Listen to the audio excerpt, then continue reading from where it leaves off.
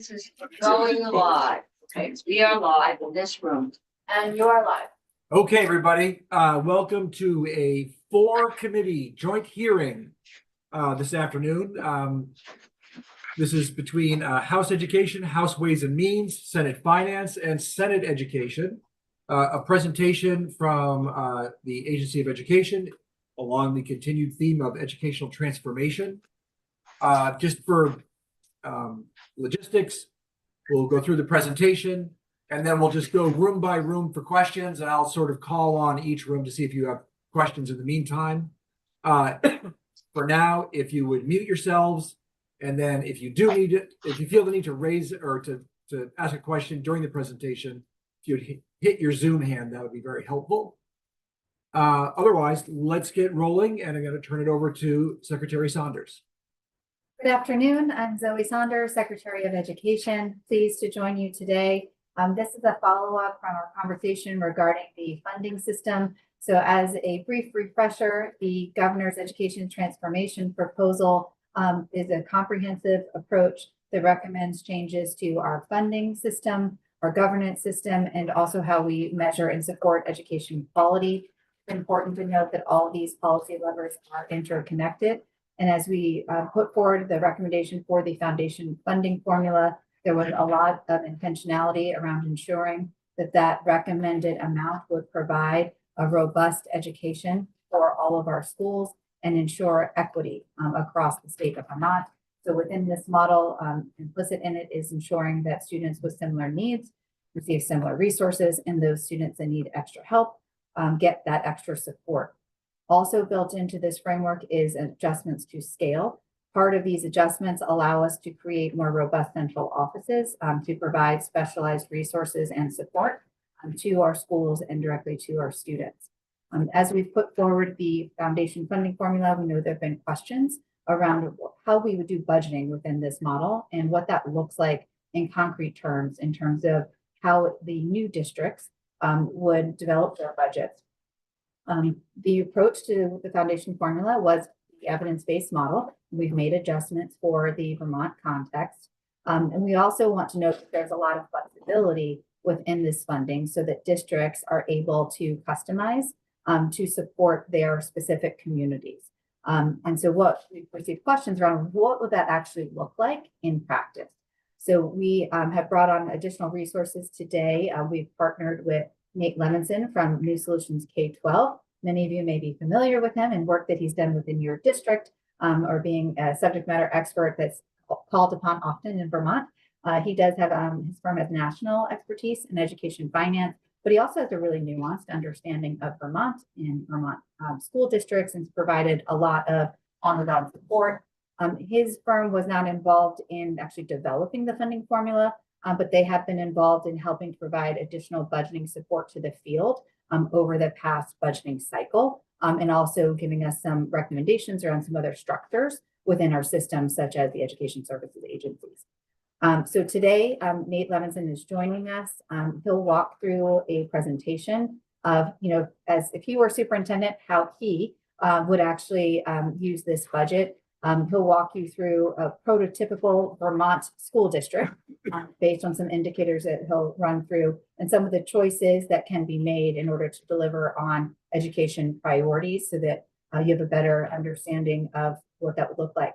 I'll also note that we are interested in bringing this road on the show on the road, and I've already started talking with some regional superintendents and business managers around how to structure this to provide support so that there's an understanding of how this new model would work. So without further ado, I will turn it over to Nate Levinson and allow him, I think you'll be controlling from your computer, correct, with the slide deck? Great. Good afternoon, everybody. Very excited to be in front of all of you to share my thoughts on the transformation plan, and specifically, I think really trying to just share one person's opinion. I'm hoping it's perceived as an informed person's opinion on what could a superintendent do if they were in fact overseeing one of these new districts with the kind of funding and the kind of rules that have been proposed. I do want to stress 2 points before I get into the specifics. One, this does represent my opinion. I am certain other superintendents would probably spend the dollars a little differently. Second, as Secretary Saunders shared, I was not part of developing the funding formula or the transformation plan, so this is not pride of authorship here. Just given the plan that's been put forward, what would I do with it, and how do I feel about having to, were I to have to lead a district under these circumstances. So that just kind of sets the background. Let me share my screen. I'll walk through a presentation and then leave plenty of time for your questions. I'm hoping folks are seeing. We can see your screen. Great. As the title of my presentation, why the proposed education transformation plan can be great for the students and educators of Vermont. It is definitely my conclusion, having looked in great detail at the plan and the funding, that I think this would be really, really good for the students and educators of Vermont. So I definitely, having been deep in the details, came out the other end thinking, this is darn good. Just a little bit about me to put my comments in perspective. I bring to this work a bunch of different perspectives. One, as a former school board member, I spent 6 years, a small district, a regional district, a supervisory union. So I have had to manage in an environment that is very common in Vermont. I've also been a superintendent of a district that had tight budgets and one that dramatically raised achievement despite tight budgets. I've advised more than 300 school districts nationally, including very deep dives in at least 20 in Vermont, and have spent at least 15 years training, speaking with, working with school systems across Vermont. Generally considered highly experienced with a fair amount of expertise in school budgeting, school funding formulas, and staffing allocations. I think at this point I have written 4 books on school funding and school budgeting. I have trained more than a few thousand superintendents or aspiring superintendents in budgeting.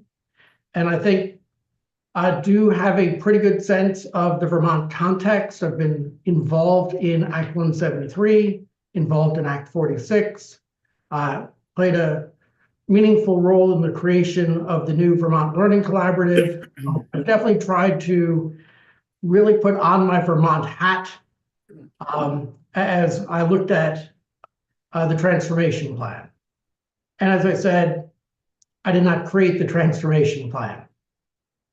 So as I was working through and coming to understand the plan and its funding, the thing that just kept coming into my head was, whoa, this transformation plan and the funding formula, it's practical.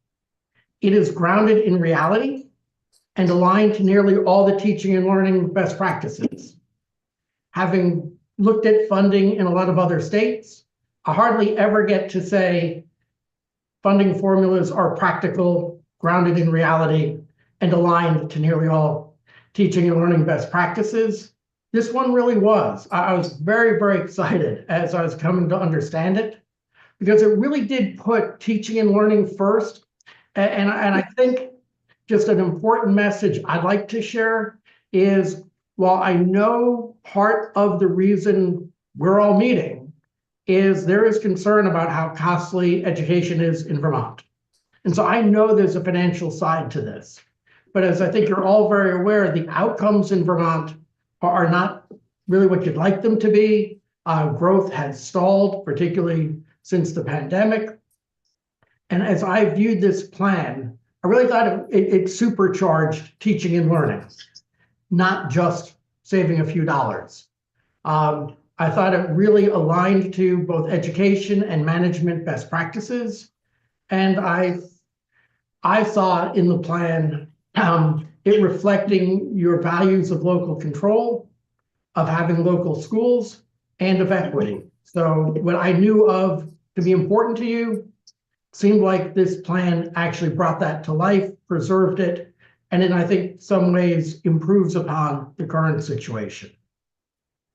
One thing that I liked about the plan, and I know it's so important to Vermonters, is from my perspective, there is still a high degree of local control, but in the most positive sense of that word.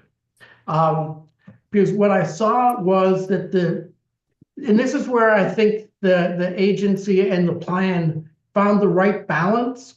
So you can't figure out, is there enough money to do education well, if you don't take some model and say, hey, we want class sizes of a certain size. We really like instructional coaching because the research says we should. We want to see mental health provided. We want to see intervention provided. So I've never believed you can really figure out, will there be enough money if you don't have some idea, some fairly specific plan for how you would deliver education. And this definitely had that plan. That's the EB adjusted model. But then they did something that I really liked, because this is Vermont, is they said, okay, that's one reasonable plan. But you know what? We're not dictating how you spend the money. We're ensuring that there would be enough money, and that is backed by one particular plan. But you have incredible latitude to spend the money differently within some hopefully reasonable guardrails. So as I was looking at this, saying, hey, given the amount of money we would have, different districts could spend their money differently to reflect different local priorities. So for example, you could keep smaller elementary schools and staff them differently. And that's like, and I'm happy to share, when I think about running cost-effective, high-quality, small elementary schools, I believe you can get close to that.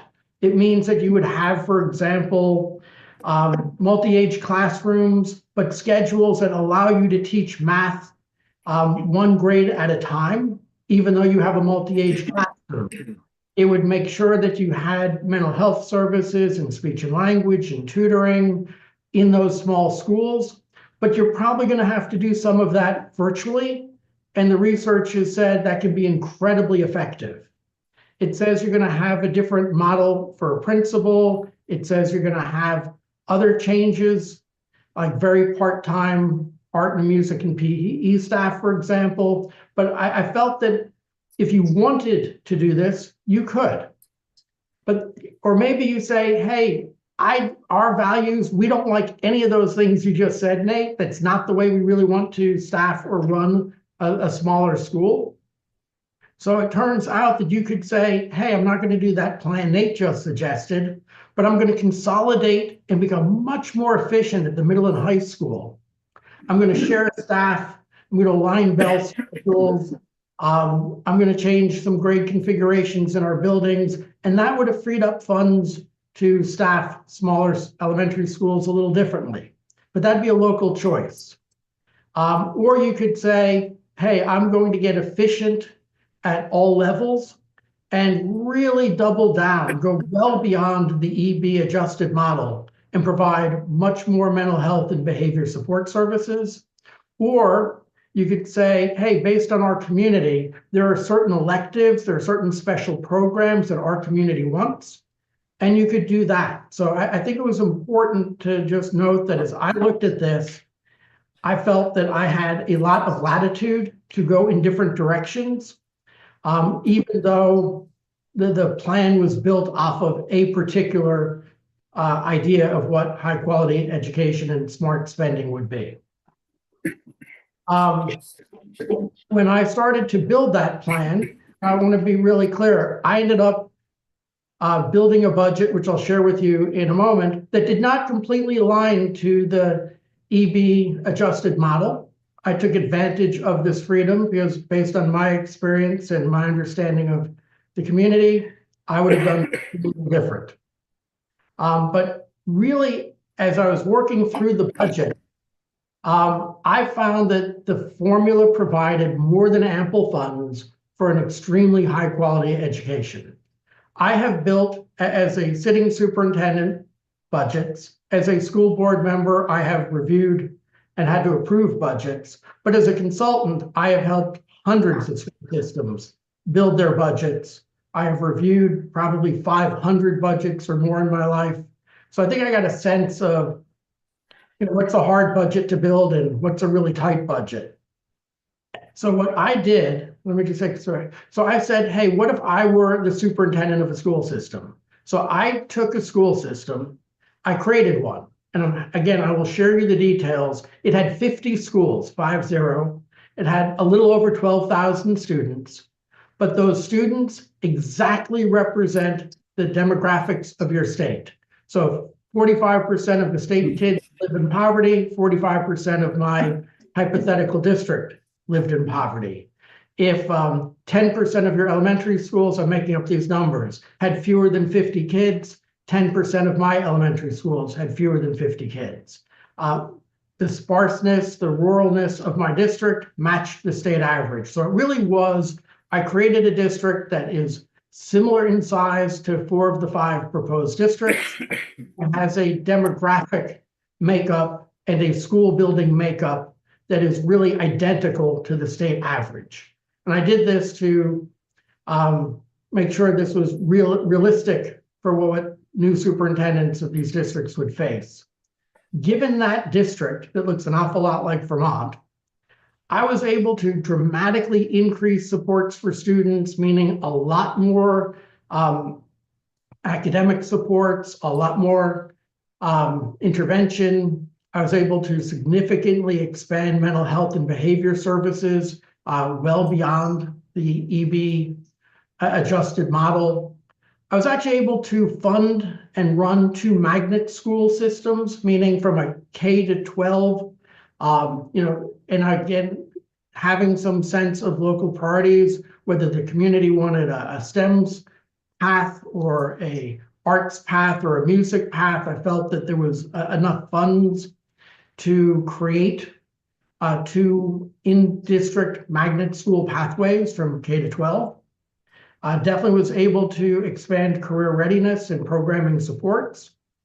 I was really surprised and very excited that I could provide a $10,000 per teacher pay increase. I know the adjusted EB model calls for a $5,000 increase. I was actually able to, and I'll show you how I did that, trim central office further than the EB adjusted model suggested. And definitely a central office I would be very happy to have, but that freed up money for greater teacher pay increases, which I strongly support. And I was able to keep, at least in the opening years, the small elementary schools open, but we staffed them differently. So again, I'll get into some of the specifics in a moment, but just know that at a high level, and this is a roll by roll, line by line budget I built, I was pretty happy with what I was able to accomplish, and just felt there was enough money to do this well. Now, for all of that to be true, there is, as they say, no free lunch in this world. For all of that to be true, I definitely had to get my class sizes on average, 3 to 3, to be 13, and about 22 students in all the other grades. And I know the proposal calls for higher class sizes, I think 15 in the younger grades, 25 in the older grades. I'm a pretty practical person. I wasn't sure we would actually, at least in the first year or 2, be able to get to 15 and 25. I did think it'd be realistic to set the expectation and budget around 13 students in the younger grades and 22 in the older grades. I don't want anybody to read into this that if I could have gone to 15 and 25, I would have. I do think that's sound educational planning and prudent use of resources. I just didn't think if I was on the hook that I would want to commit to that in the first year. I would want to move to that. in the coming years. So then the question that may be on some of your minds, I think it probably is, if I'm saying this is a pretty reasonable level of funding and I can, staff a really strong district and it's supposed to save the state money, how does it do that? And as I was looking at my math, it really became clear to me that there were 4 ways in which the transformation plan was going to be good for students and for taxpayers, meaning we could provide great education and do it for less. And I'm going to actually spend a few minutes walking through each of these 4 ways in which it does it. So let's just take them one at a time. The first is a more effective governance structure. Having fewer school committees is helpful. And I say this as somebody who spent 6 years on a school committee. I was chair of the committee. I was on a regional, we were a part of a supervisory union. We fed into a regional school district. And because, and I'm kind of embarrassed because I did it myself. When you are elected to represent a single town or 1 or 2 schools, you do take on a very focused focus, I guess. Like, you're really worried about your town and your schools and your kids. And as a school board member, like, the greater good really wasn't the first or second thing I thought about. And I've worked with a lot of school boards across the state, and I think it's just human nature. I have found that often when superintendents bring to their school boards, and many superintendents have, and I've helped train a lot of them, they have brought thoughtful decisions to be more efficient, to take a district-wide approach. They have been hard to get approved. Some school districts have, some SUs have, and others have not. So actually, as a superintendent, really appreciated having a school board, while representing different parts. You did not have people who could be there to represent a single town. And I think that gave me hope that better, more thoughtful budgets could be passed that were good for kids, but for taking a district-wide viewpoint, not a town-by-town or school-by-school viewpoint. The second place we're going to free up money is reduced central office costs. There are significant economies of scale in having a larger district when it comes to the central office. Obviously, you go from 10 superintendents to 1 for superintendents, assistant superintendents, business offices, special education directors, and yes, you're going to add a whole lot of other folks. But when I modeled, and again, I will show you the specifics in a minute, the central office I would build is about 50% less expensive than the central offices of summing up 12,000, SUs that serve 12,000 kids. So that freed up a lot of money, almost actually over $7 million in my hypothetical district that I got to reinvest. And I had a central office that I would much prefer over what a lot of the smaller districts are able to fund today. So money to be saved in central office, and in my mind at least, a central office more able to support kids and teachers. And what I really liked about my central office is I started to build in, I have a dedicated director of literacy, because there's nothing more important than literacy, and I want somebody spending most of their day district-wide. But I also had dedicated directors for math, English, science, social studies, world language, music, arts, and career readiness, a different person for each of those. I had a dedicated director for mental health and behavior. And I also added 2 positions that no small district can afford, but no big district should be without, is I have a director of cost containment. That is a real position that I have used in my own district when I was a superintendent. That was a person that saved me more than $500,000 every year, year in and year out. I also have added a special education cost analyst. Again, a real position that I have had before.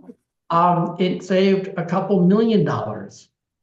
And so as I built this central office, it was less costly, but a lot more focused and could do some things that currently very few, if any, districts or SUs in the state would be able to do. The third thing I did, and this was really central to how I could build a budget that did all the things I wanted, and it's something that I have done as a superintendent, and I have advised and helped a lot of school systems across the country do, is it is my strong belief, and I've written about this in more than a few books, is if you want to serve kids well and to do it cost effectively, you must share a lot of staff between buildings, and you must end the practice or dramatically curtail the practice of what I call rounding up. Rounding up means that when you run very detailed calculations and you say, hey, how many art teachers does this school need? And the answer is 0.6, less than 1. Well, a lot of people round up to 1. If you run the numbers for a math department at a high school and you need 3.6, a lot of people round up to 4. That is a common practice in Vermont. It is a common practice in many other states, but it is a practice that it is falling out of fashion as budgets get tight. And so I have long time been, and I've done this as a superintendent, so this is like not theory. I was relentless in not rounding up, and we found it to be really effective. And I wanted to just share with you 3 examples from real districts in Vermont. These are all former clients. Asked us to work with them for one project or another. And there's a lot of rounding up going on in Vermont, and it's costly. So one Vermont district, they did not share elementary art, music, and PE teachers. They did round up. They were spending about $250,000 in additional staffing per elementary school.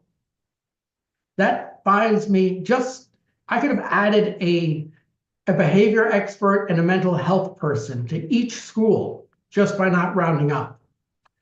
We worked with one supervisory union that did not share staff between its middle school and its high school. They had a rounding up that exceeded $700,000. I worked with another, in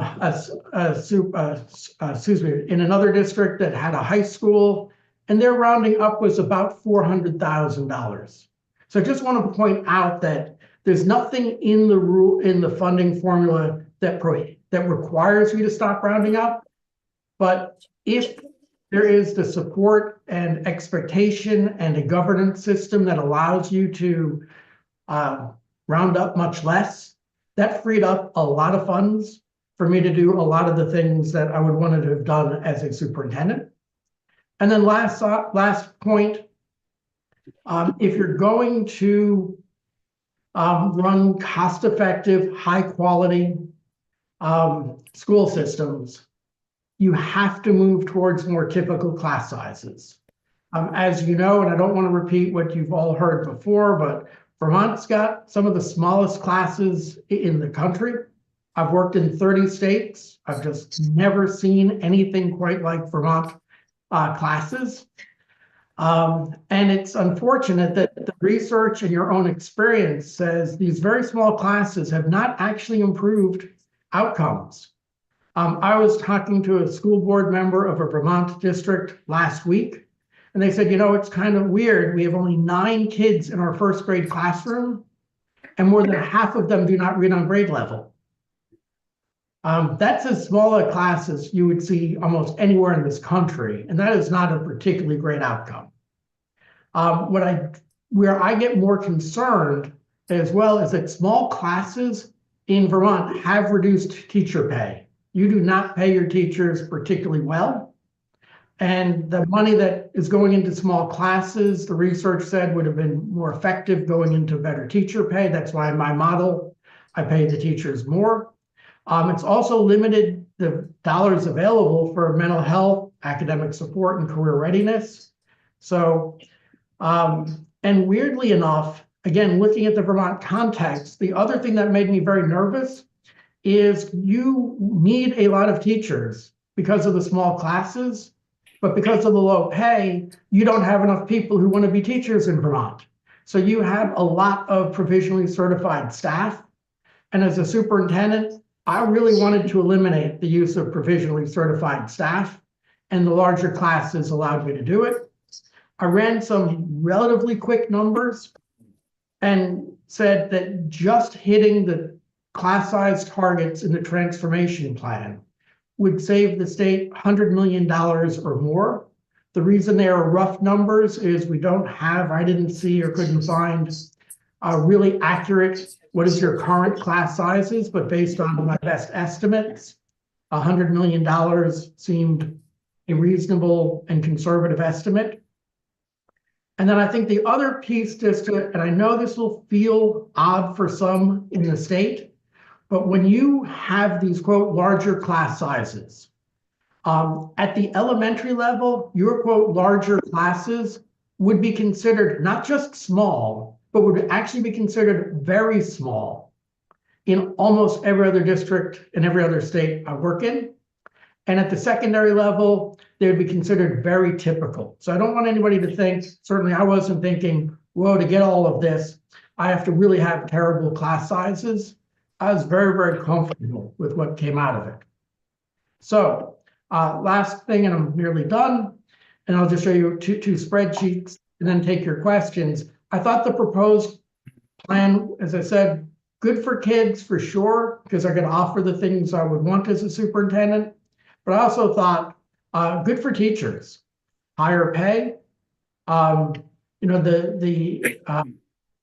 adjusted EV plan had a $5,000 pay increase. I've added $5,000 on top of that, so a total of 10. And I thought we would really be able to support the teachers more with high quality curriculum, because we've got more curriculum folks supporting them, better lesson plans, because we have people who could produce those plans, more instructional coaching, much more instructional coaching, more professional development. And I know if we want to make teachers' lives happier, we need to expand behavior and mental health services for students, because teachers also bear the burden of unmet behavior and mental health needs of kids. So I thought it was great for kids, but I also thought it was pretty darn good for teachers. And then I thought about, hey, can you really pull this off? Because this is a big shift. And I came to the conclusion that yes, districts could successfully manage this challenge, but only with a bunch of support. And this is different. I think they would need guidance and training on what's effective governance. I want to produce some examples, multiple examples of what does a cost-effective small school look like. I think there need to be a lot of transition planning to go from where you are to where you want to be.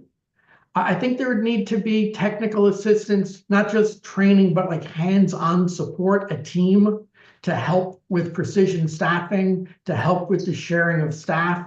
You cannot share staff if your schedules aren't coordinated. So I think technical support and scheduling is going to be needed to make all this come to.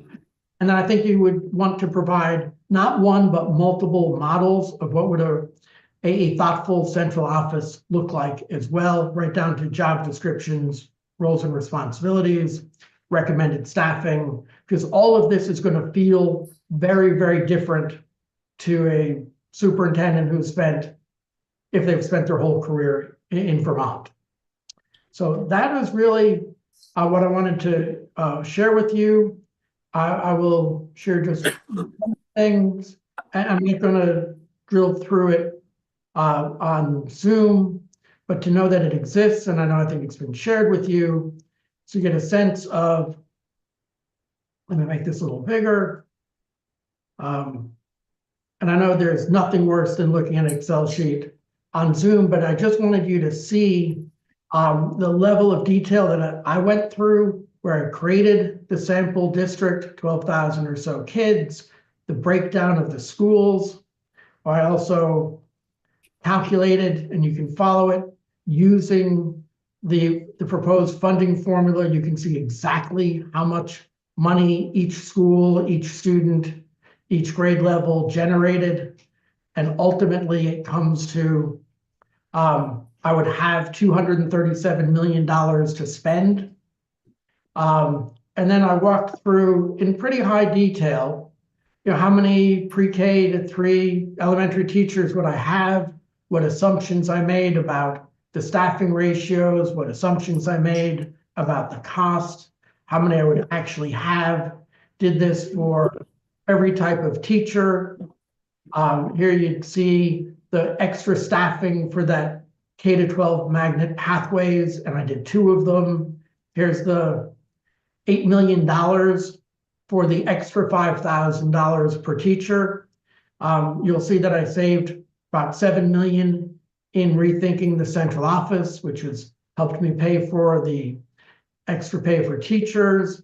I then took a look at, providing coaching at the different levels, and you can see right through it. I want to acknowledge that I did not follow the EB adjusted model in every place. I actually targeted my coaching a little bit more so I could free up funds elsewhere. I've made a huge investment in interventionists, people to provide extra help for kids who are struggling. Essentially, I have said that 1 out of every 3 students in the state would get small group intervention from a highly skilled certified teacher. So this is not unskilled or uncertified paraprofessionals providing that support. Really wanted to dramatically beef up supports for, we don't have a lot of EL learners, but wanted to provide a lot there, provided a great deal of social work. Here's just 2 lines that I use the EB model for mental health, but in the EB adjusted model, there's an assumption that the mental health folks also do behavior. My experience is those are different skills. So essentially I took all the staff for mental health in the model and said, yep, let's hire them. But then let's also hire a separate team of mental health professionals, of behavior specialists. So I have 24 behavior specialists. I also have a little over 60 what I call behavior technicians. Some people, this is a role that's becoming very popular across the country. These are non-certified staff who are specifically trained in behavior management.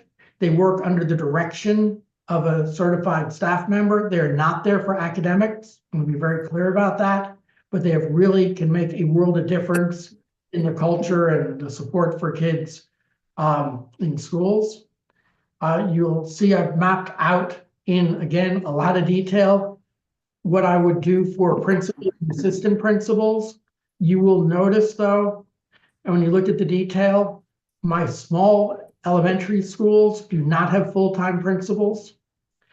And there are a couple ways in which I would do that. Either a teacher would get about a $30,000 stipend if they wanted to be the lead teacher, teach and help manage. And these are, schools of 50, 60 kids. Or some places will share one principal across multiple schools, but I did not staff the very, very small schools like they were a bigger school.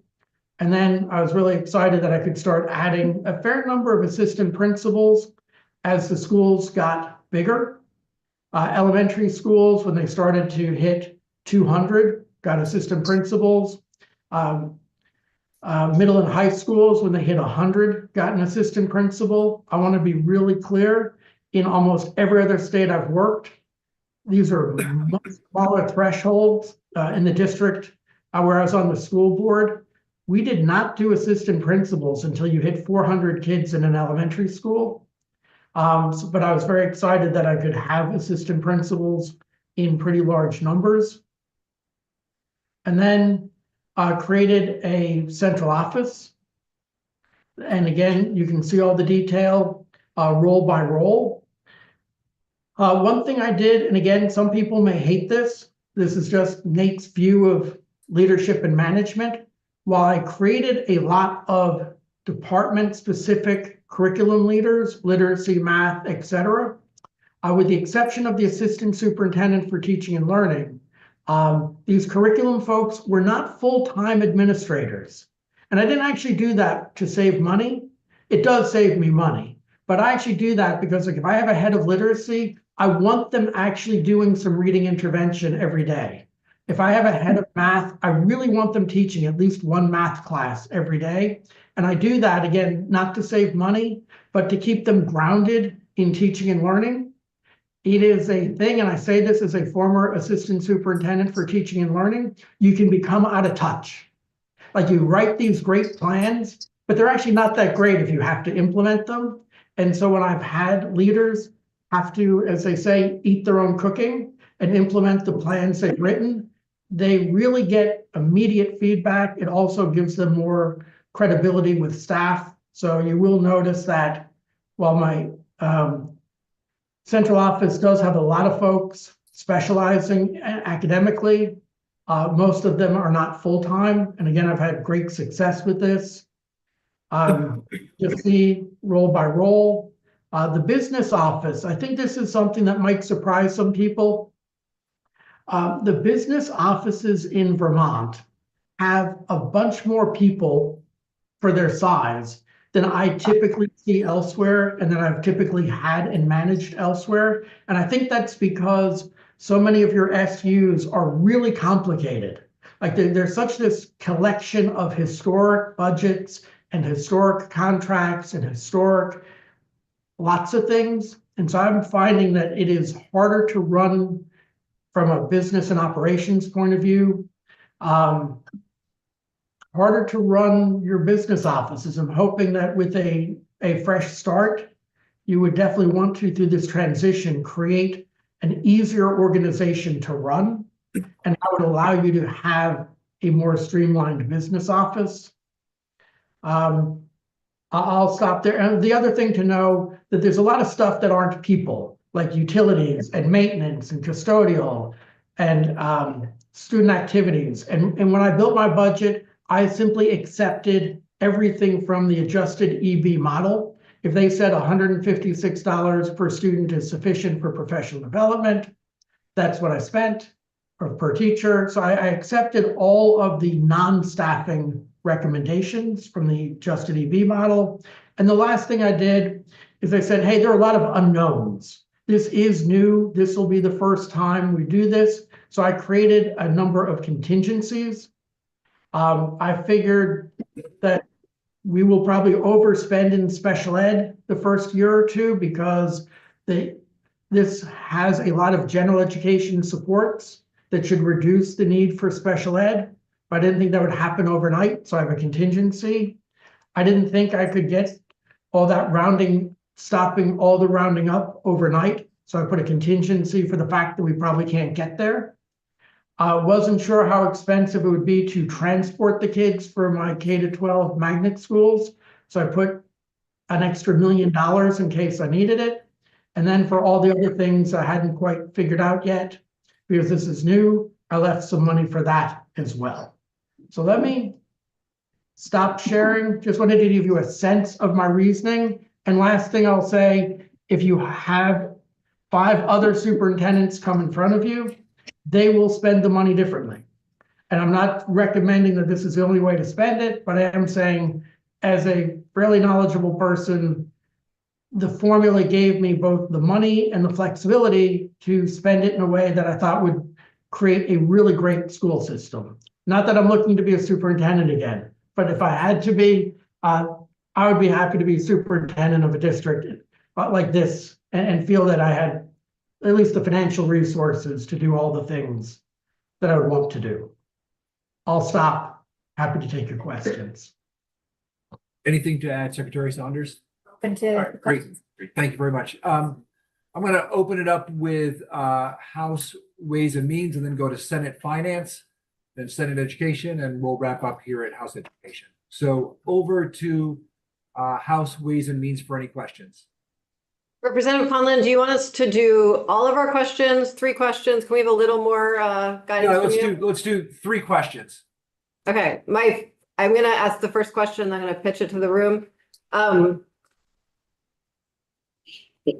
Where did you get the salary schedules that you have in your estimates?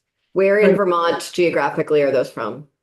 Yeah, so those are the exact salary schedules that were in the adjusted EB model that was used for the foundation formula. And I believe that these are what they call the inflation adjusted ones, where the salaries would be a couple years from now.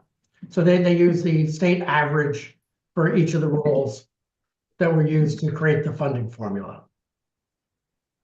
Thank you. Representative Holcomb, then Odie. Thank you very much. I'm trying to understand the numbers because I'm presuming that this is the district model that we need to be looking at to figure out what the costs are for a district. And this model assumes, for example, 5 schools in one district that each have 800 kids. And I'm trying to reconcile that with the fact that in fiscal year 23, we only had 10 schools in the entire state of that scale. And I'm wondering what that transition looks like if this assumes larger schools than is the current state. What are the things that have to happen in a transition? Yeah, so for the two great points. So the two things are overwhelmingly, and I think that's the one area that you pointed out, how big will you get some of your schools? What I tried to do when I built this and tried to create what I'll call the standard profile of schools, I kept all of the small schools. So the distribution of schools is very, very similar to the state as a whole. When I saw the distribution, and this is something we could dig deeper on and perhaps update, when I saw the distribution, there is a group of schools that are 600 plus. And we didn't have the data as to how much bigger than 600 they became. So I definitely envisioned that we would have at the secondary level some consolidation of grade levels, so we might get a couple schools slightly larger. But for the most part, I am assuming the same number of kid schools, the same number of 100-kid schools, and where I was hoping to see some middle and high schools perhaps merge over time. Because it does seem that the small, middle, and high schools struggle to have both the class sizes you want and the services you want. But for the most part, I tried not to dramatically shift the size of schools.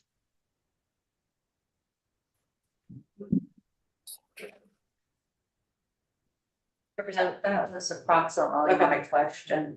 Representative Burkhardt. So I have a question about how the lack of rounding up of some of the FTEs fits in the Vermont context. Because we've tried this. I come from a bigger school district in the state, and we have tried this. And the problem that we have is finding enough people to fill these roles. And especially when we tell them that their role is going to be a part-time role, we not only compete with other schools or other districts or other states for those roles, but even with other industries. Because if we're telling someone that they're going to have a 0.4 FTE or a 0.8 FTE in the school system with all of its attendant challenges, they go find a full-time role someplace else. So how does that fit with our context here? So great question. And it's interesting that I came to this idea of being pretty focused on not rounding up, not to save money. So originally, this is like the Nate personal journey, is I have found that there's a shortage of teachers, there's a shortage of highly skilled speech therapists, there's a shortage of interventionists, reading teachers. And what we found is that public education remains one of the only knowledge-based industries that is not particularly part-time friendly. And so if you are a person who raising children, retired, looking after aging parents, we have seen in other places there are untapped folks, not the folks currently working for you. The folks working in the schools today want full-time jobs. There is another group of people out there who would actually like part-time work. We've seen incredible take up on this, but only if you create what we call part-time friendly schools and part-time friendly schedules. And if right now, if you're not set up to be part-time, so imagine you're a part-time teacher, math teacher, but when they build your schedule, you're scheduled into second period and fourth period. They didn't schedule you into first and second period. Imagine you're expected to come to IEP meetings that could happen on any day of the week. So one really important element of this is to create school systems that are very supportive of part-time. The second is you can have full-time positions if, again, those schools were designed to share positions. Sharing positions means, for one thing, you have the exact same bell schedule. I have been to some of your schools in which you have a middle school and a high school, either under the same roof or within walking distance of each other, it seems, and they're on different schedules. So it definitely requires you to build a system that is supportive of this. And the last piece we are seeing for certain roles, not many, but certain roles, things like speech therapy, things like mental health counseling, where there's an army of folks who want to do that remotely and part-time. And the research is showing, and districts who have used these have actually they've been very happy with the results. And so I think it is a combination of becoming part-time friendly, a combination of becoming, easing the ability to share staff, and shifting some roles or some portions of some roles to remote as well, which has been generally folks who wanted part-time work also. So, and again, that's why I put a contingency. I didn't think you could get there overnight, but I believe that every school system in the country 10 years from today is going to be doing much more of this, because there are neither the people out there nor the funds likely to be available to continue to round up and not share.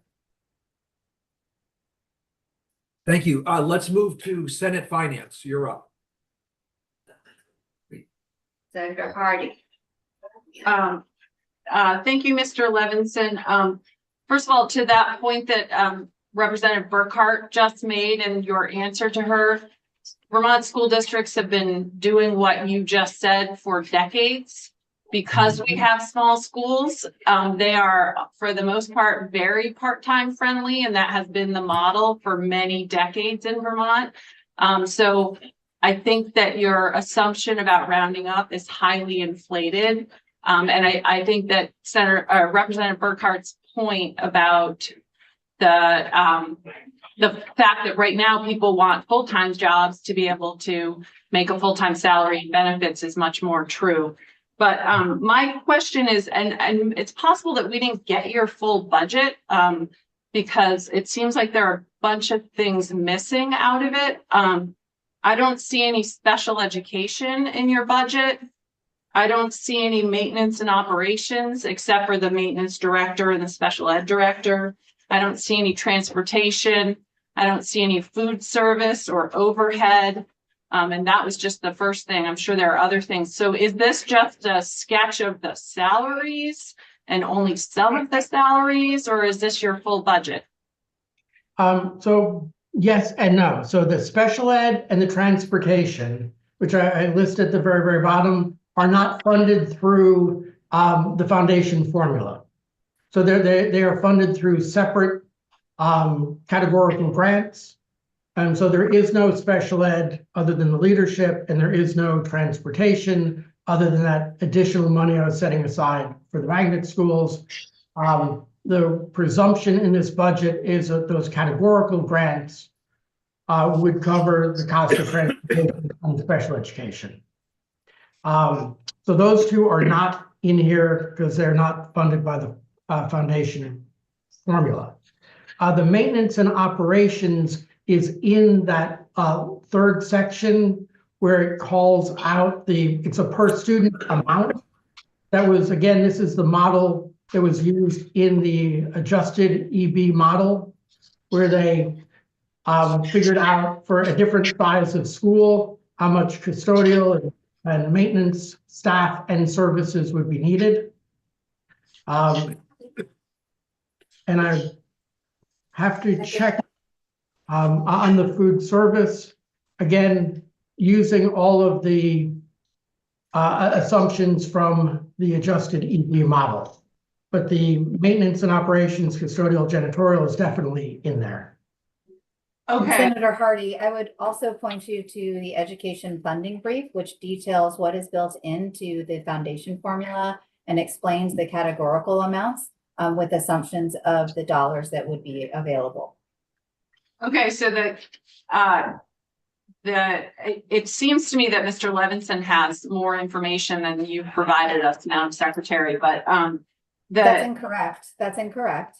So if you go to the education funding brief, we've explained everything that's built into the foundation formula. We've called out where there will be categorical aid, and in several testimonies, we have articulated that. So that's clearly documented in the materials we've shared.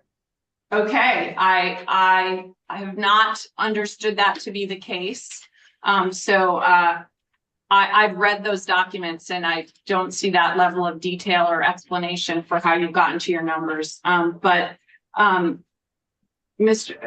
So you're assuming that maintenance and operations and the transportation right now is a 50% reimbursement. So are you assuming that the categorical aid would reimburse 100% of transportation costs?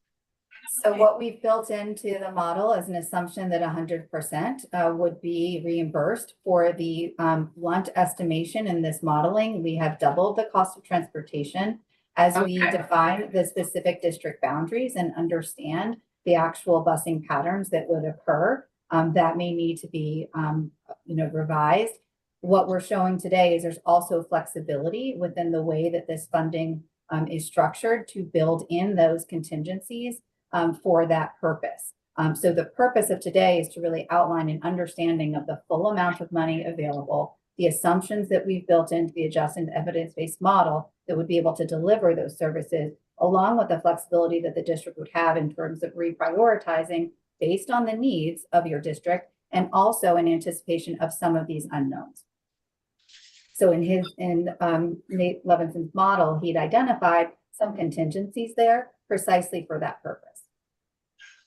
Okay, I guess I will have to look at it more closely. It seems like there are some significant holes in your model, especially in your cost savings.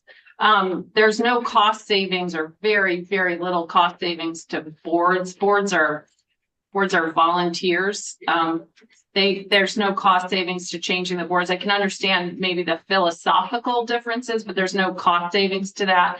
And the rounding up, as I said, that's already done across Vermont districts and has been for decades. So let me clarify. There's no suggestion that having fewer school boards is saving costs.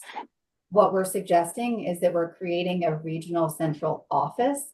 And as we walk through today, we've explained how you could staff that in a way that also reduces spending, but allows you to specialize the support that is available. In terms of the round, having that personal experience as a parent of that happening in rural community in Southwest Vermont, where they do that very effectively. That is not happening in every case across our state. Part of what we're doing as the next phase of data collection is being able to get more precise with some of that class size data.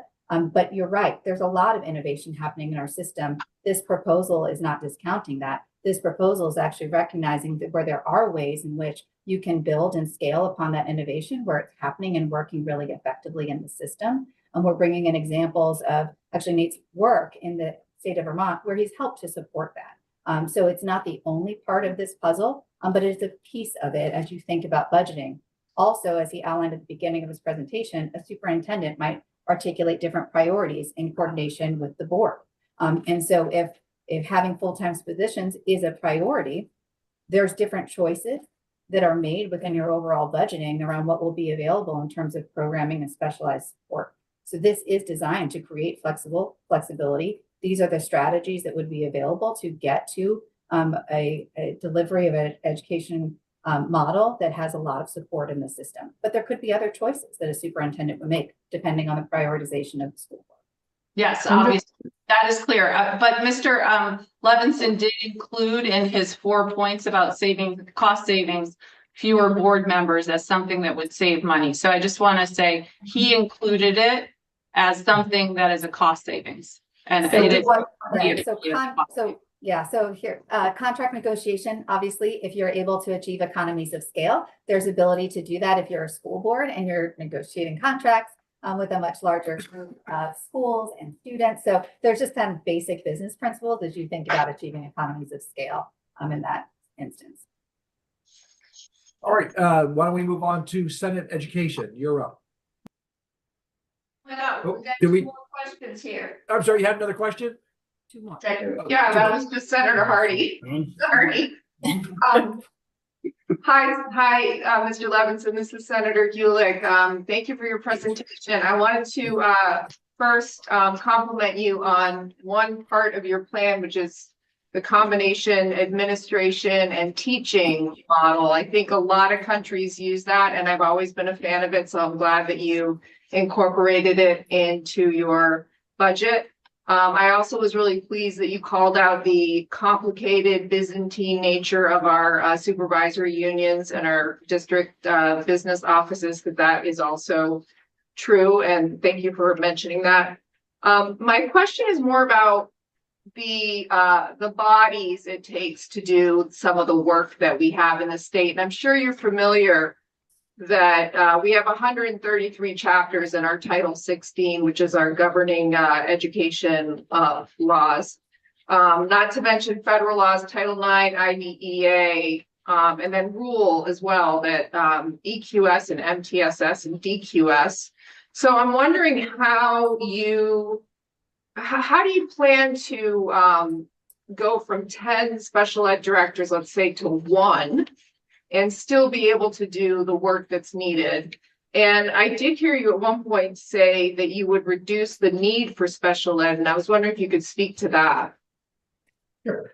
So 2 great questions. So the first is, and this just, the perspective of having worked in 30 states and 300 districts. So my worldview is that like the perfect size for a school district is about 15,000 students.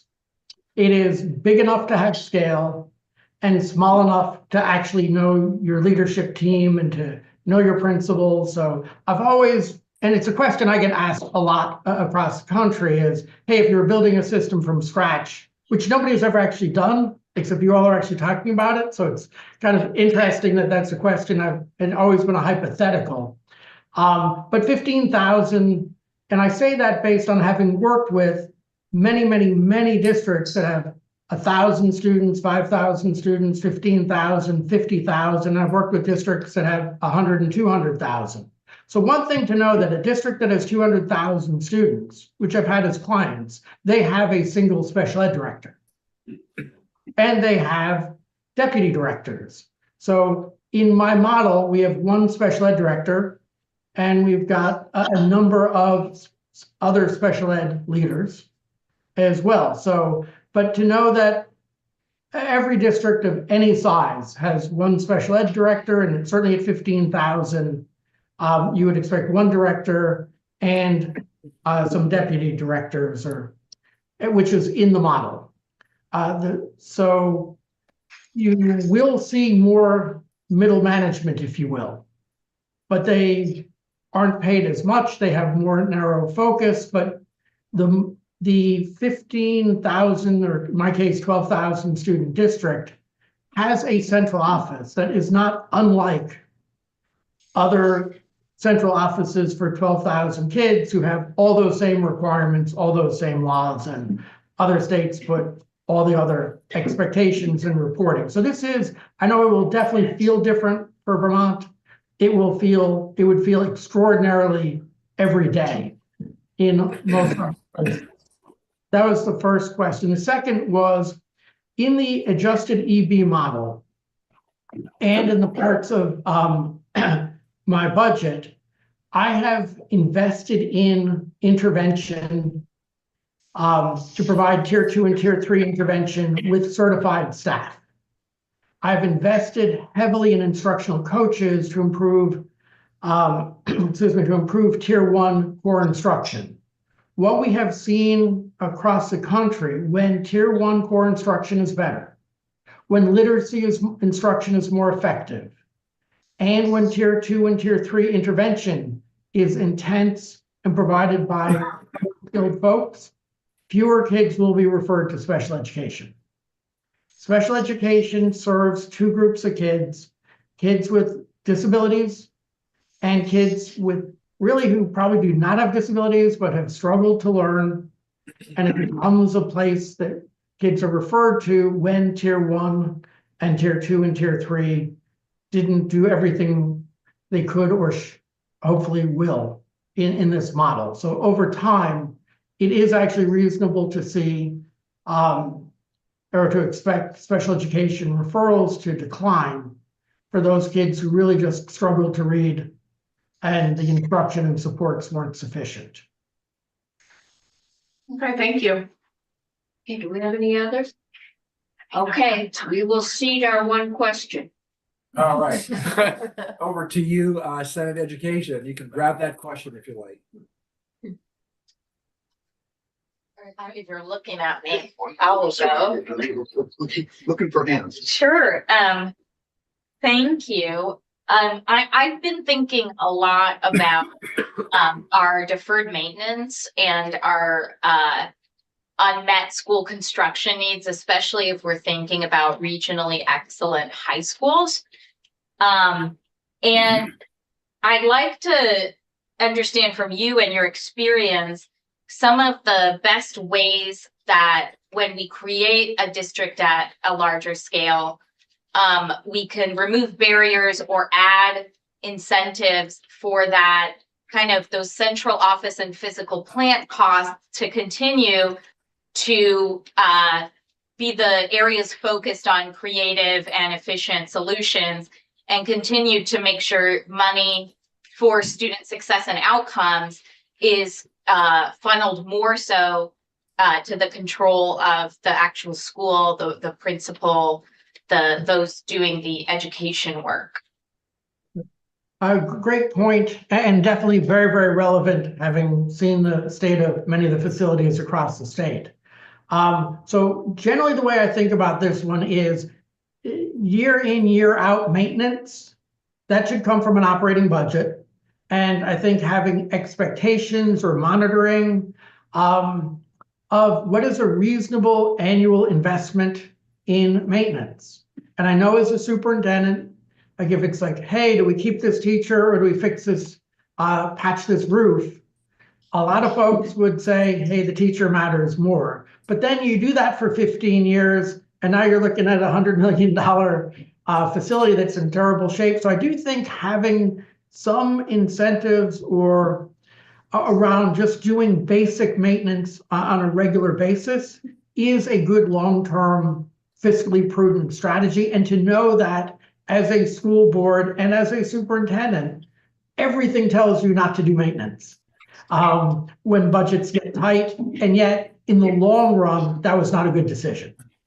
And as a school board member, I was on a building committee. We were replacing a middle school, high school that should not have needed to be replaced except for 20 years prior to my being there. They deferred maintenance to the point where it just didn't make any sense to try to fix it anymore. So that was a very expensive deferral. But that's the operating budget. And again, the adjusted EB model does have money for maintenance. It expects that smaller schools have a higher expenditure per student. So I think they did a nice job, and my budget included that maintenance as well. Now for the actual new building, if you need to large renovation or new facilities, consolidated facilities, I know that is not an operating budget expense outside of this funding formula. It is typically a capital plan. And when you get to that point, I would probably point you to the Massachusetts School Building Authority.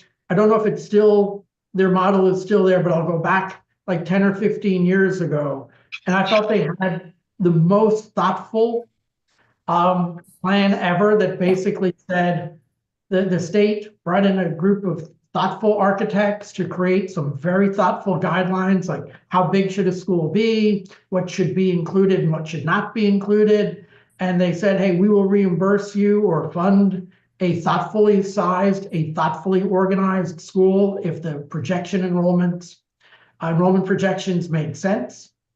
We will actually analyze whether repair or replace made sense. So they really had a really thoughtful group create the rules of engagement. And if you wanted to break those rules, you could not expect the state to fund it. And it dramatically reduced the cost of construction. And I sent my kids to 2 schools funded under that plan, and they were amazingly great schools. And you would never have known that they were probably 30% less costly than what would have been built under the old model. So I think that there are good examples out there. And I think Nevada also created some thoughtful school construction guidelines, but that's probably discussion for another day. Thank you for also pointing out some of those resources. We'll certainly look at that as a model. I want to share also that within the district quality standards, there's a focus on facilities management, including have a 5-year capital plan and other measures. So that's another quality measure available as we roll that out. So I have Senator, go ahead. for you. You talked about 15,000 as being the optimal size for a district. Can you elaborate on that a little bit and talk about what happens? It would appear when you said that something negative must begin to happen when you go beyond 15,000, and also talk about pick a lower number, of 7,000 or 5,000. Do it from both ends. How did you arrive at the 15, and be a little bit specific about what begins to happen in each direction? Really great point. And to be clear, this is personal opinion. Based on, I travel 100+ days a year to visit schools, work with school systems of all sizes. What I have seen, I have been in schools with 150,000 kids that are incredibly efficient, incredibly well run. They have really strong leadership and management, but that happens to be more of the exception. So what I've seen is that when you start to get above 15,000, the management challenge, the leadership challenge is really more complex. And what you need is internal systems, computer systems, accounting systems, scheduling systems, and leaders who are very adept at managing large organizations. And the fact that it happens to be a public school, yes, they should know about reading, but they really don't need to know how to teach phonics. Just so when you start to get above 15,000, I find that the leadership and management challenges become leadership and management. And if you have the wherewithal and the culture that says, and we're going to hire superintendents that are very strong leaders and managers, you can make it work. But if you hire somebody who is a charismatic instructional leader, that may not actually be the person who is going to manage a large district of 30, 40,000 kids well. Then if you look at the other side, at 5,000 or 6,000 students, not a terrible number, but it is, you don't get the scale for your high school. Like you can't do some of the career technical programs. You can't have as many electives because it is, to be cost effective. You do want to make sure you're putting 20, 25 kids in a room. So having both larger schools and more kids in your district. I've also found that when you can have a central office spread across more folks, I'll give you an example. The IT director, and most schools have an IT director. An IT director in a district with 1,000 students, you cannot pay them $175,000 a year because you don't have the money to do that. And the kind of person, you don't open up the same avenues. When you've got 15,000 or these 50,000 kid districts, their head of IT could have been the head of IT for a large corporation. So I do think that some of the specialized roles in central office become more specialized when you get larger, or to afford that in the smaller district. So, and I don't want to fixate on the 15,000 number, but I would definitely say the 10 to 20 is a really very efficient balance of economies of scale and complexity. Under 10,000, you can still run them well and efficiently, but you need to be a little more frugal. And when you get over, you need to be a really good manager and leader. We jump in on that, Senate Education. Any other questions? I do, but if you want to roll back to if Senator Chittenden's comment is relative to what you just said. It very much is, Senator Weeks. If I could just elaborate on that point on the district size, would that be okay, Senator Von Gartz? Sure, as long as we get our one more question afterwards.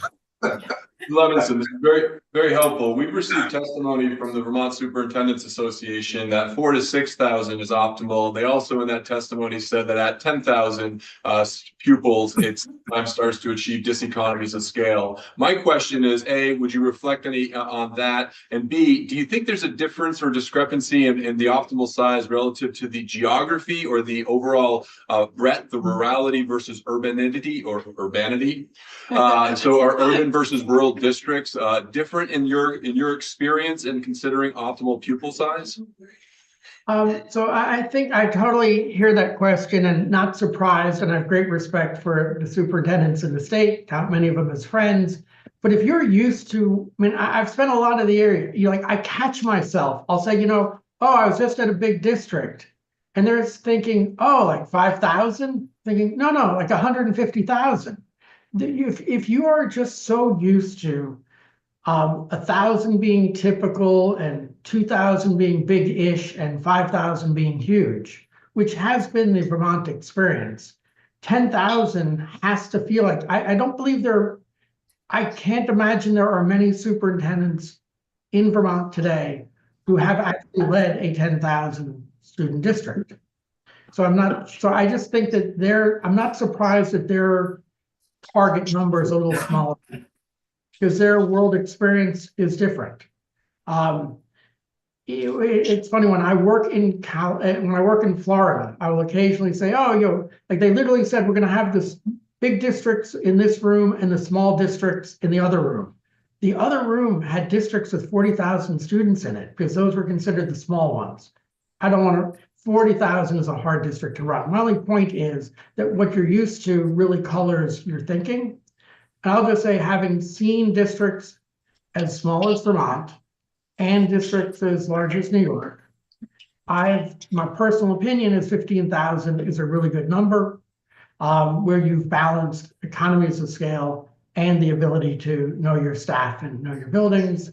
And I think your last point about, hey, if the rural nature of it, I really have two different opinions here. As the geographic area gets spread out, there is value to having small districts so you're not so far apart from your buildings, right? And the flip side is managing a small rural district is really hard. I mean, it is one of the hardest things to do. And having that economies of scale, having specialized roles in central office would be really, really helpful, even in a rural district. So I think, how you balance that. But 15,000, if I were creating a district to run, I would do it between 10 and 15,000 if I got to plan my own job. We have Senator Weeks has a question. Thanks, sir. So Secretary Saunders and Mr. Levinson, thank you for the briefing. I find the data approach refreshing. You've in your briefing, you've hit the optimal size for a district. You've hit the optimal size for a classroom. Can you talk at least a minute or two about the optimal size of elementary, middle, high schools? Sure. I think that in a weird way, that might not be the most important question you should have asked me, but your prerogative to ask, and I will definitely answer it. When I think about elementary school sizes, the first thing my brain goes to is, hey, can we run these in a cost-effective way. Because I mean, I am a financial person at some level, and very small elementary schools can be incredibly expensive, but they don't have to be. Then the second question is, hey, if I ran an elementary school cost effectively, can I run a great small elementary school? And what I've seen sometimes in Vermont is they are small, but they don't have a lot of the services you would want. And so the way my brain processes this, and I've written about this and I've helped others in other states do this, is how do you provide cost effectively a very high quality small school? And I'll give you just a few examples. One is you're going to need to have multi-age classrooms. That's an efficiency part.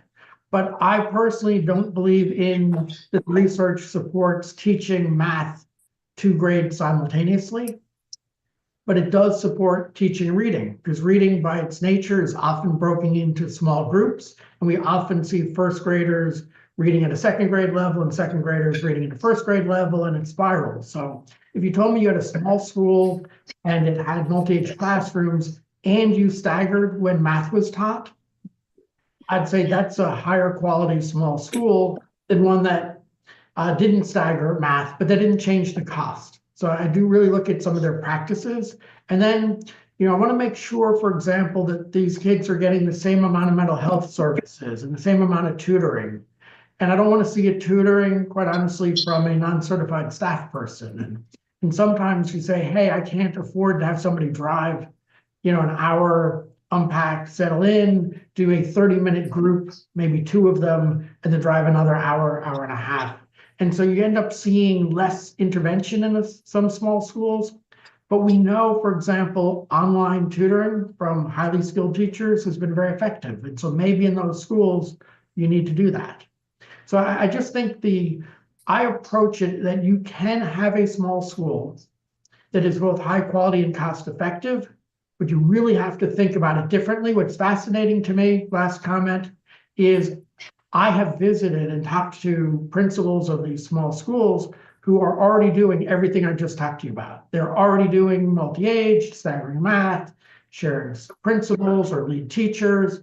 So I don't think I invented anything that isn't already being done in the state, but I've also been to other schools that don't do those things.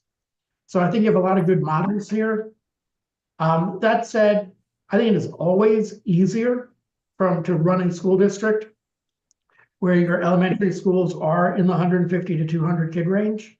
If I was just building from scratch, it is easier to manage and serve, but I think you can still do the small schools, but you have to do them differently than some people do. Some are already doing those great strategies. Thanks. All set over there, side education? Well, we have another one, but we don't want to violate the rule of 3. We have one more. Oh, go. Okay, go for it, Senator. I was hoping to get a bit more information about CTE. As far as I can see, it looks like there's just under $250,000 in this hypothetical district that would go to CTEs, and at least in my opinion, I'm hoping CTEs will be expanded and more supported. And so I was just wondering if you could share some more information there. Absolutely, a great point. Huge fan of CTE. I will point out I'm also a graduate of the Boston Welding Academy, and I'm a mediocre welder. And I will not get hired as a welder, but yes, I am. So the way the funding formula and the way the state set it up, which I think was very smart, most of the hardcore CTE is being run by a CTE BOCES, a regional operation. So as a school district, my job was to actually send money to the BOCES and then to send students to the BOCES and the BOCES, this regional CTE organization, would in fact deliver the services. So it's not in my budget. You're right. So I have a small amount of CTE that would be done in quote my district, but the vast majority of it is done elsewhere and very well funded from what I can gather.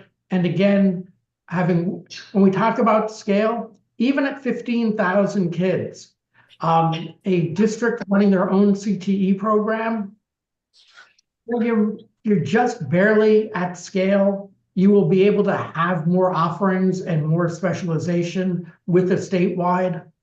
And the other thing I will point out about school districts, CTE too often is kind of the leftover, the last thing thought about.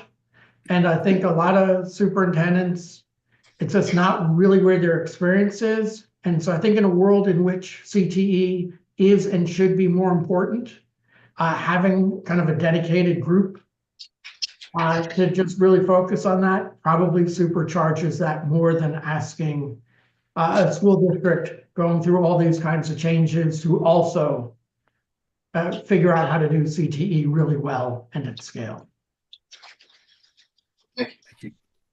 Thank you. Nate, I want to tap a little bit of your long experience in Vermont. You probably know full well we've got 119 districts, so 119 sets of books, 119 checking accounts. We got 52 SUs or SDs on top of that. So at a minimum, 52 collective bargaining agreements.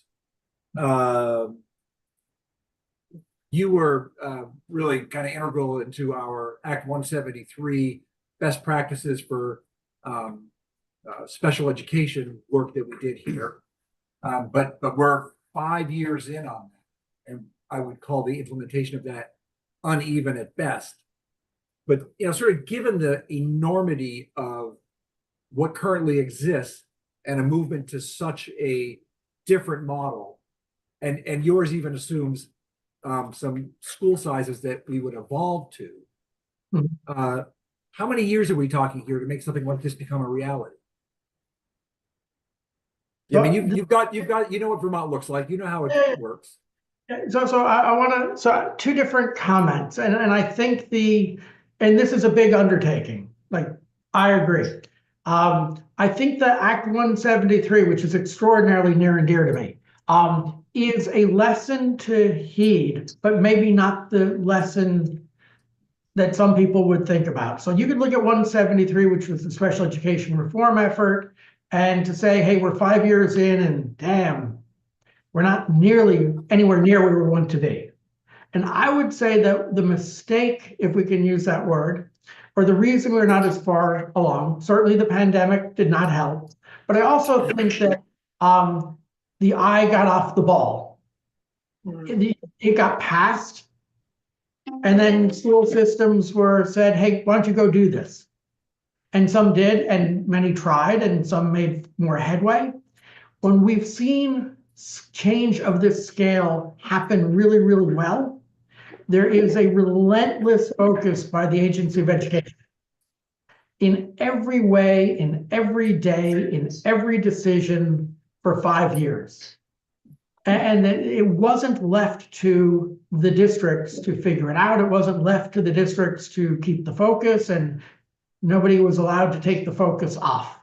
So I do think that these large-scale changes that we are seeing in some states, they just have an incredible role for the Department of Education. And I will say, as a former superintendent, the first commissioner of ed I ever met, Dave Driscoll, I met with them in Massachusetts, and I said, look, I have 2 requests. 1, never talk to me, and 2, send me money. And that was pretty cynical. You did not see the Department of Ed as somebody who's really going to help. Now, I will say that, you know, Act 173 was championed by the Department of Ed. They were the people who brought this to the fore. They helped make it happen. And then COVID and other things took the shift off. I've come to believe that departments of, state departments of education are just the central player in not doing the work, but in guiding the work, in solving problems for every district, not leaving each district to figure it out on its own. And I think my lesson of 173 was that it was the Agency of Education that helped give it birth, but it didn't do enough to nurture it after it got born. All that said, you should get started sooner than later with some good planning, but just to recognize that it won't go perfect. You will not get all the savings right away. Which is certainly why I put a lot of contingencies in there. But at the same time, you really want to be pushing every year. I don't think you want to delay, like, hey, in year one, don't worry about rounding up and don't worry about, what you really want to say is, these are all the changes we want to see. Let's make incremental steps in each of them year by year so that your people are building the muscles, working out the details, and in collaboration with the agency, figuring out how to do this well. And I think you can get there, but I do think the agency's got to quarterback and cheerlead, and keep the focus. Thank you. Representative Brady and then Representative Taylor. Thank you. I just for a second want to circle back to the district size piece only because I don't want a false narrative to hang out there. The numbers that the Vermont Superintendents Association brought to us, I don't think were just their feelings. They were research-based, evidence-based studies on optimal district sizes. And I thought, if I understood correctly, the assumptions in the evidence-based model that APA used to give us the numbers were districts of 3,900, which are close to what that recommendation was. So I just want to make sure I'm not reading numbers wrong there. So one, I've not seen their recommendation. I will say that I have not seen any published research that says 5,000 is more efficient or more cost effective or gets better return on investment than 10 or 15. So I can't weigh in on that. And I think the EB model did assume 3,900 students because, and my understanding is, one, the EB model is influenced by what folks in the state tell them. Those are those professional judgment panels. And also, I think they were trying very much to be, I'll call Vermont, respect the current state in Vermont. It is definitely going to 5 districts. Seems a very un-Vermont kind of step. I think that may be a good thing. But I suspect, and I don't want to speak for the folks who did the formula, that going to 3,900 probably seemed more likely than going to 15,000 or 12,000. But I don't think they would suggest that 3,900 was optimal any more than 10,000 or 15,000. My question I could clarify too, yeah. if you'd like. So you're right that the evidence-based model was based on 3,900.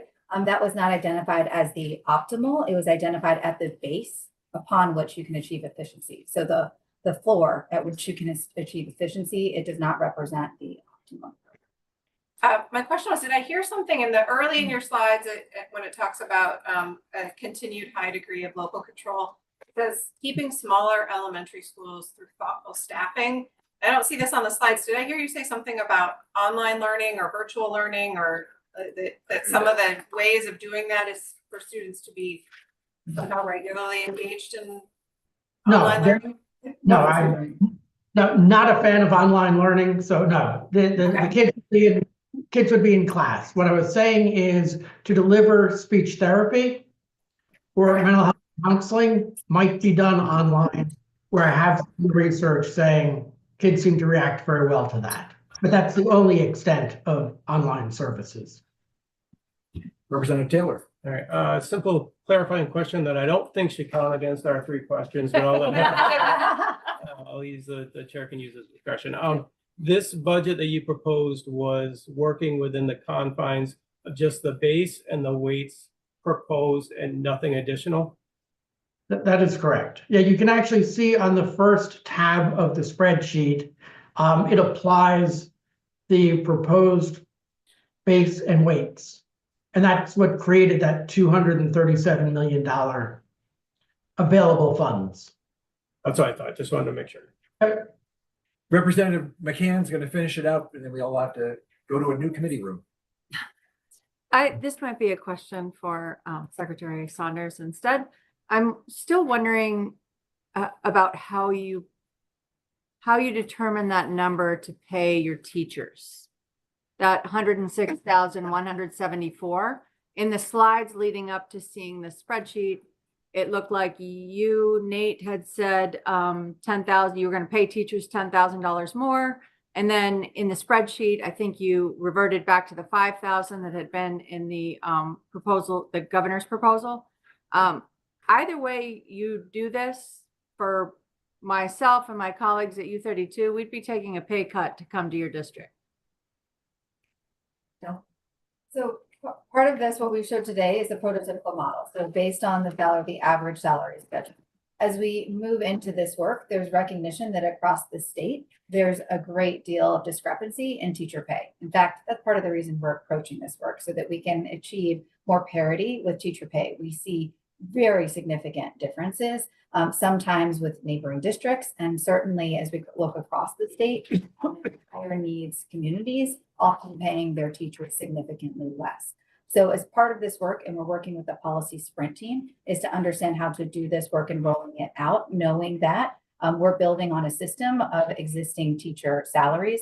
So what that might look like is it's an overall average increase. And so as you're getting into the detail around what that looks like in terms of specific teacher pay, that would be negotiated as part of the bargaining agreement for that particular district.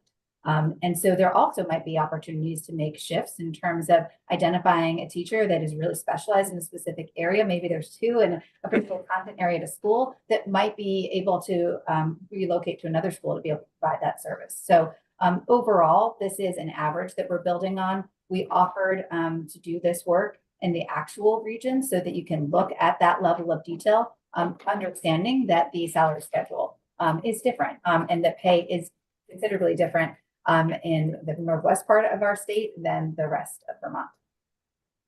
Thank you. Thank you both very much. Nice to see you again, Nate Levinson. Come visit us in Vermont sometime soon. Look forward to it. Thank you all. Thank you.